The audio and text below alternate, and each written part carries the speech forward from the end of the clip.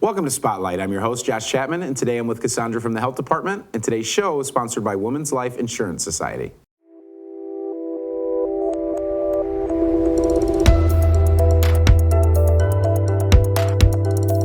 Kassandre, how are you today? I'm doing great. How are you? I'm very good, thank you. So you're with the Health Department. You specialize in all things mothers and children. How long have you been with the Health Department? I've been with the St. Clair County Health Department for 8 years. And recently made the transition over to our maternal infant health program. Okay, and what is your title? You were trying to tell me to say it for the opening, but that was too complicated for me. I'm the program coordinator for a maternal infant health program. Okay, so what does that mean? What is it? What do you do, or what programs do you offer to the community? Well, we have a variety of programs at the health department that gear towards mothers and infants and babies and children.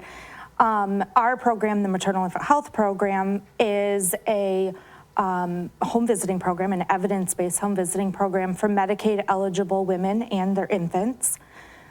Mothers can be enrolled in the program from the very beginning of their pregnancy, and their infants all the way up to 12 months can be enrolled in the program. We offer a variety of services through the convenience of their home. They can come to the office if they prefer, or in the community.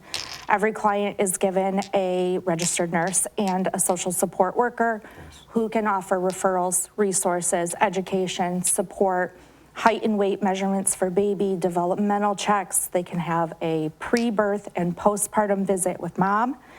They can also just simply be another person that the mom and the families can rely on for support, ask questions. They can text or call their nurse or their social support worker and just be that close, personal, non-judgmental bond with another person, a professional, especially nowadays when it can be so hard to get into their doctor.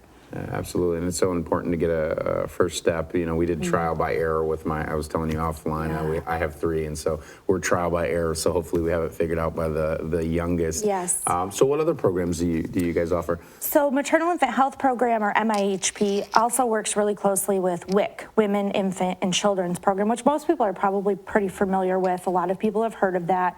Not everybody knows everything that WIC can do. They specialize in offering nutritious food, nutrition education. The WIC program, the mission of the WIC program is actually to help promote health and health outcomes as well as quality of life for pregnant women, their infants, and children. They offer nutritious food, nutrition education. They can do weight checks and growth screenings, breastfeeding support and education, as well as referrals to outside resources. Pregnant women can enroll in the program, and their children can stay actually in the program until their 5th birthday. They can receive food benefits. Pregnant women can receive food benefits as well as infants, which includes the baby formula. That's what a lot of people are familiar with WIC. And then the food benefits can continue for children up to age 5. Wow. Yeah, and then even breastfeeding moms can continue to get their food benefits until 1 year after baby is born. Non-breastfeeding moms, 6 months. Okay. A lot of people don't realize that. They can work with high-risk nutritional counseling with a registered dietitian and breastfeeding support with an internationally board-certified lactation consultant, and a breastfeeding expert, so to speak. And they even have after-hours breastfeeding support with their peer counselor.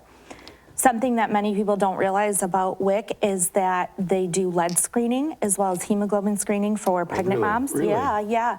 And then they also do, they can continue, even after baby is done with the formula, they can continue to receive their growth checks, their height and weight in the office. And even if someone has been declined for food stamps because they make too much money, they often will still qualify for WIC.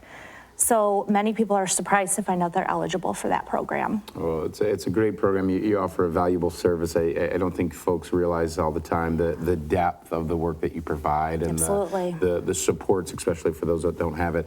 At one point, WIC was helping folks like locally with healthy produce. Yes. And can you talk about that just real quick? Because I think that's a really cool program. Yeah. So there are some programs where folks can, in the health department, our outreach program can help them, guide them in the right direction. But there are some programs where folks can use their EBT or their food stamps to get special incentives for buying fresh produce. There are some local farms around town where they can actually get like double their points. So for every $1 that they spend in their food stamps, they can actually get an extra amount in fresh produce as well. It's really cool. It helps folks eat healthy. Absolutely. Helps the local economy and the growing economy. So, Kassandre, it's been a pleasure meeting you. I'm glad to know that you are a resource in our community to help both mom and baby, reach their milestones, be healthy, and be well. So thank you. Thanks.